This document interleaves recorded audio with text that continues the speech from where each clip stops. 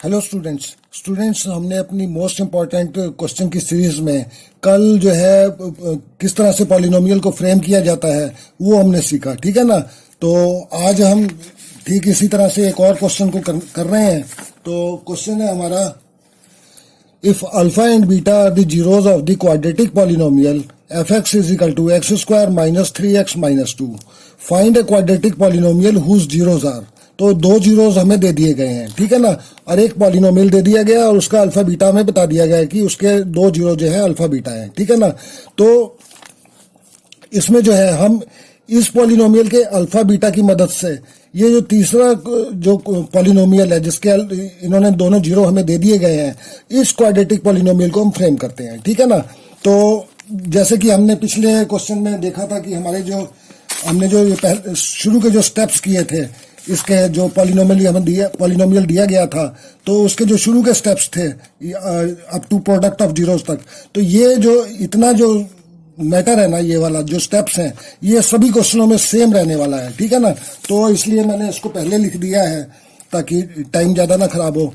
तो ये वाला पॉलिनोमियल जो है हमने लिखा है कि given alpha and beta are the zeros of the polynomial x square minus 3x minus 2, यानी कि ये पॉलिनोमियल के अल्फा बीटा जो है जीरोस जो है वो हमें गिवन है, ठीक है ना।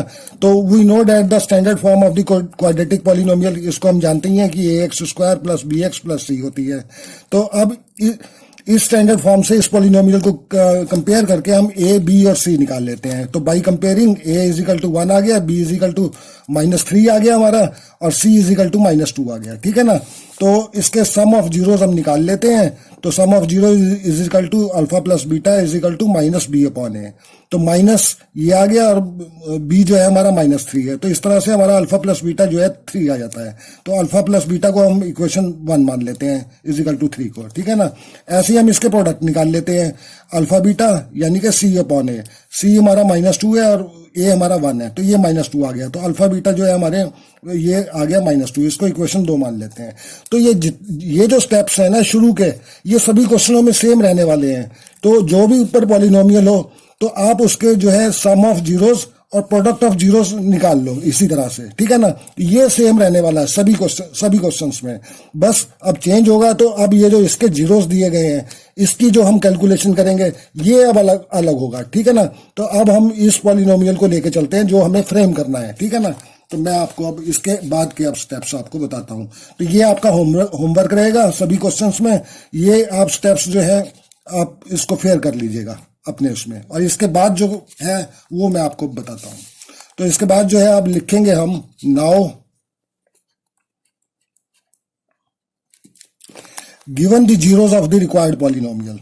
नाउ गिवन द जीरोस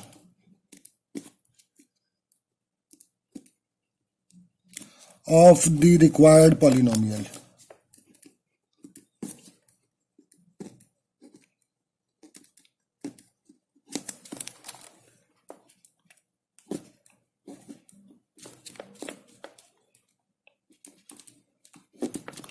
हमें दोनों जीरो दे दिए गए हैं। ये है हमारे पहला जीरो है 1/2 अल्फा प्लस बीटा,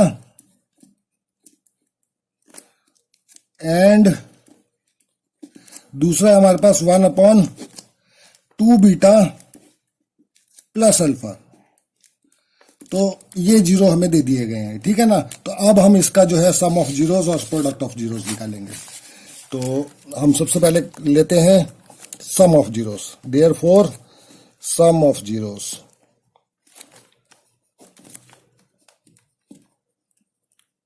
तो सम ऑफ जीरोस क्या हो गया हमारा, अल्फा प्लस बीटा। तो ये जो एक को हम अल्फा मान लेंगे, दूसरे को हम बीटा मान लेंगे, ठीक है ना, और इन दोनों को प्लस कर देंगे, यानी कि ये हो जाएगा हमारा 1/2 अल्फा प्लस बीटा। ये हो जाएगा हमारा 1/2 अल्फा प्लस बीटा, प्लस दूसरा जीरो है हमारा 1/2 बीटा प्लस अल्फा। इसको लिख लेंगे 1/2 बीटा प्लस अल्फा, ठीक है ना। तो दोनों जीरोस को हम यहां जोड़ देंगे। अब इसको हम करते हैं कैलकुलेशन अपनी। तो इसके लिए हमें एलसीएम लेना पड़ेगा इसको सिंप्लीफाई करने के लिए। तो हमारा एलसीएम आ जाएगा 2 alpha plus beta, 2 alpha plus beta और 2 बीटा प्लस अल्फा। तो ये हमारा जो है एलसीएम आ गया, ठीक है ना। तो अब 2 अल्फा प्लस बीटा से ये 2 अल्फा प्लस बीटा चला गया और ये जो 2 बीटा प्लस अल्फा है ये इससे 1 से मल्टीप्लाई हो जाएगा। तो ये हमारा आ जाएगा 2 बीटा प्लस अल्फा, ठीक है ना। उसके बाद प्लस का साइन। अब ये 2 बीटा प्लस अल्फा इससे कैंसिल हो जाएगा और ये जो बचा है 2 अल्फा प्लस बीटा ये 1 से मल्टीप्लाई हो जाएगा। तो ये हो जाएगा 2 अल्फा प्लस बीटा, ठीक है। यहां तक हमने कर लिया। अब उसके बाद ये 2 अल्फा प्लस 1 अल्फा यानी कि ये हो जाएंगे दोनों मिलके 3 अल्फा। तो हम लिख देंगे यहां 3 अल्फा और 2 बीटा प्लस 1 बीटा यानी कि ये 3 बीटा हो जाएंगे,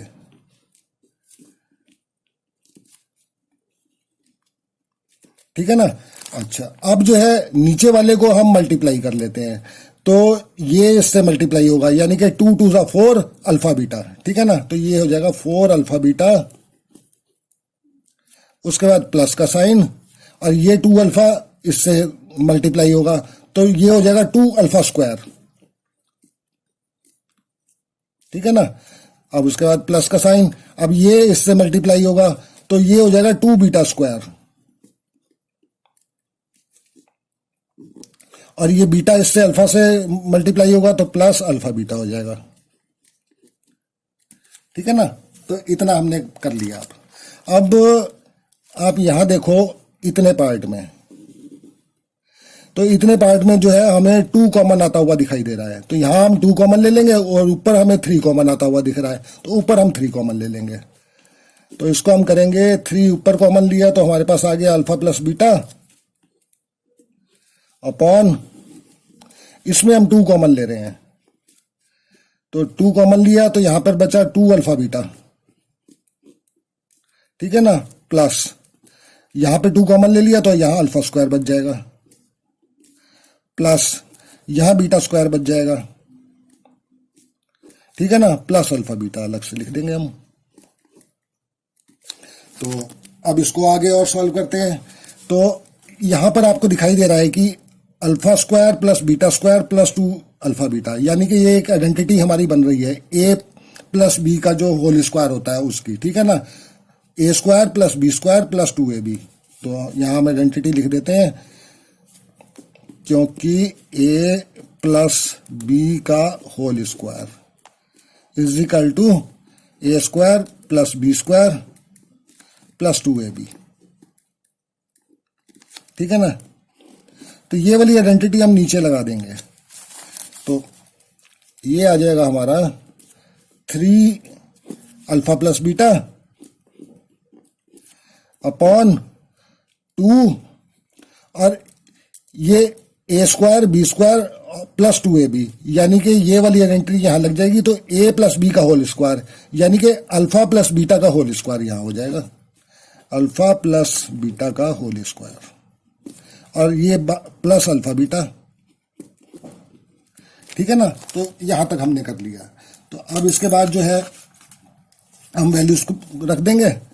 तो 3 अल्फा बीटा की वैल्यू हमने निकाली थी, ये अल्फा प्लस बीटा की इक्वेशन 1 में वैल्यू हमने निकाली हुई है, ये 3 है तो यहाँ 3 पुट कर देंगे, 3 इंटू 3, ठीक है ना, अपॉन 2 अल्फा प्लस बीटा की वैल्यू 3 अभी हमने देखी है whole square plus alpha beta की वैल्यू यहाँ से इक्वेशन सेकंड से ले लेंगे तो ये है -2 तो इसको -2 ले लेंगे यानी कि -2, ठीक है। इसको आप सॉल्व करेंगे आगे तो 3 3 ज़ा 9 अपॉन 3 3 ज़ा 9 और 9 2 ज़ा 18 यानी कि 18 माइनस प्लस माइनस माइनस तो -2।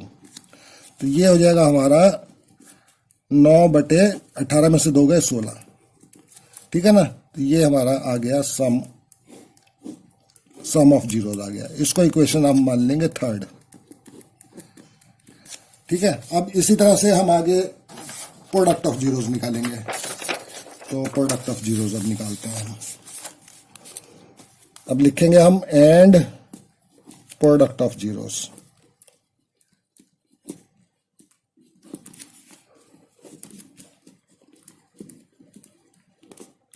प्रोडक्ट ऑफ जीरोस यानी कि अल्फा बीटा।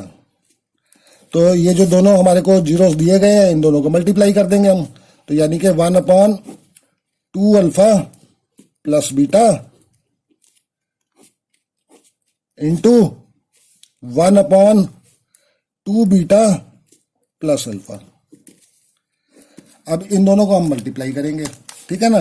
तो इनको मल्टीप्लाई करेंगे तो ये हो जाएगा हमारा 1/2 alpha plus beta into 1/2 beta plus alpha. तो इसको करेंगे आगे।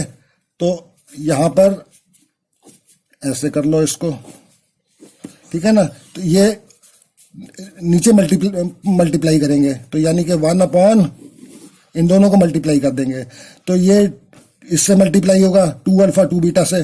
तो ये हो जाएगा 2 2 4 अल्फा बीटा, ठीक है ना। तो ये आ जाएगा 4 अल्फा बीटा। अब ये 2 अल्फा जो है इससे मल्टीप्लाई होगा तो ये हो जाएगा प्लस 2 अल्फा स्क्वायर। इसी तरह से ये इसके साथ मल्टीप्लाई होगा तो ये हो जाएगा 2 बीटा स्क्वायर और ये प्लस अल्फा बीटा। ये मल्टीप्लाई कर रहे हैं हम, ठीक है ना। अच्छा, अब इसको आगे थोड़ा सॉल्व करते हैं।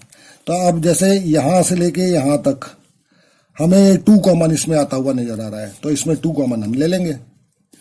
तो 1/2 कॉमन लिया तो बचा alpha beta plus alpha square हो जाएगा यहाँ पे, प्लस यहाँ बीटा स्क्वायर हो जाएगा प्लस अल्फा बीटा, ठीक है ना। तो यहां तक कोई प्रॉब्लम नहीं है। अब ये जो ब्रैकेट के अंदर है, ठीक है ना, ये आइडेंटिटी हमें नजर आ रही है किसकी, a प्लस बी का होल स्क्वायर वाली, जो अभी हमने आपको बताई थी, ठीक है ना। तो लिख देंगे यहाँ पे क्योंकि a प्लस बी का whole square is equal to a square plus b square plus 2ab। ये आइडेंटिटी हम नीचे लगा देंगे, ठीक है ना। a square plus b square plus 2ab। तो ये हो जाएगा हमारा 1/2 इंटू a प्लस बी यानी कि अल्फा प्लस बीटा का होल स्क्वायर, ठीक है ना। और प्लस अल्फा बीटा आ जाएगा इसके साथ में, प्लस अल्फा बीटा। अब वैल्यू पुट कर देंगे हम सीधी।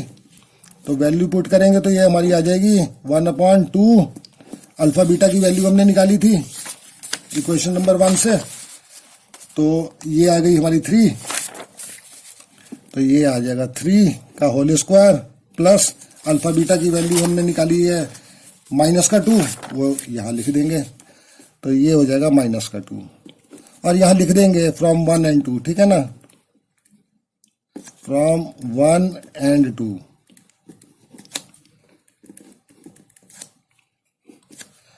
और उसमें भी हम लिख देंगे जो सम ऑफ जीरोस हमने निकाले हैं, ये जो यहाँ वैल्यू हमने पुट करी थी यहाँ पर भी हम फ्रॉम 1 and 2 लिख देंगे, ठीक है ना, फ्रॉम 1 and 2, ताकि पता लग जाए ये वैल्यू हम कहाँ से ले रहे हैं। ऐसा ना हो कि एग्जामिनर को पता ही ना लगे कि हमने कहाँ से लिख दिया 3 और 2, ठीक है ना।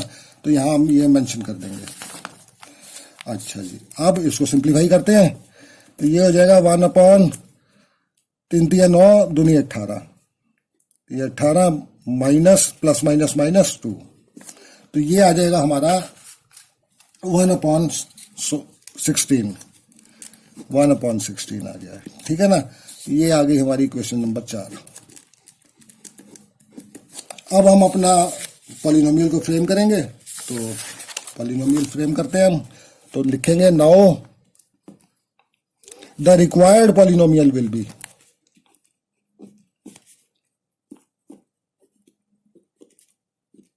required